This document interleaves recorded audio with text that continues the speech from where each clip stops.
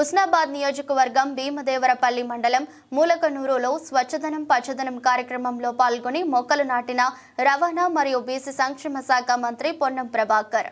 అనంతరం ములకనూరు రైతు వేదికలో వ్యవసాయ అనుబంధ రంగాల పథకాలపై రైతులకు అవగాహన సదస్సులో పాల్గొన్న మంత్రి పొన్నం ప్రభాకర్ రైతులకు పాడి పశువుల ద్వారా ఆవులు, గేదెలు, నాటుకోళ్ల పెంపకం, చేపల పెంపకం, ఆయిల్ ఫామ్, డ్రాగన్ ఫ్రూట్స్, కూరగాయలు, మామిడి జామ, బత్తాయ, నిమ్మ, కొబ్బరి, మునగ, దానిమ్మ తదితర తోటల పెంపకంపై రైతులకు అధికారులు అవగాహన కల్పించారు. రైతులు వ్యవసాయ ఆధార అనుబంధ పనుల వల్ల ఆర్థిక వృద్ధిపై మంత్రి పొన్నం ప్రభాకర్ దిశానిర్దేశం చేశారు. ముందుగా మరియు మీడియా మిత్రులకు, ప్రజాప్రతినిధులకు అందరికీ నా యొక్క నమస్కారం. ఈ సంబంధించి దాని మీద తెలంగాణ ప్రజలు అర్థం చేసుకోండి. ఈరోజు టీఆర్ఎస్ వైఫల్యాలు ఒకటొకటి బయటికి వస్తూ ఉంటుంటే మొన్ననే కాళేశ్వరానికి సంబంధించి లోపభూయిష్టమైన విధానాలతో ఏ విధంగా తెలంగాణకు నష్టం జరిగింది.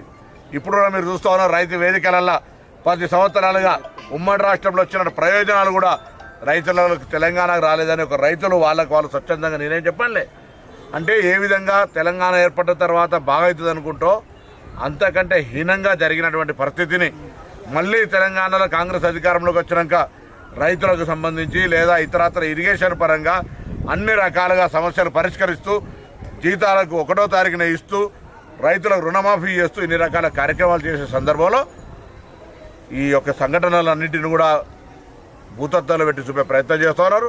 ఈ ప్రభుత్వం అన్ని రకాల విచారణలు చేయడానికి సిద్ధంగా ఉంది. సుంకిశాల సంఘటన కూడా విచారణకు ఆదేశిస్తూ ఉన్నాం.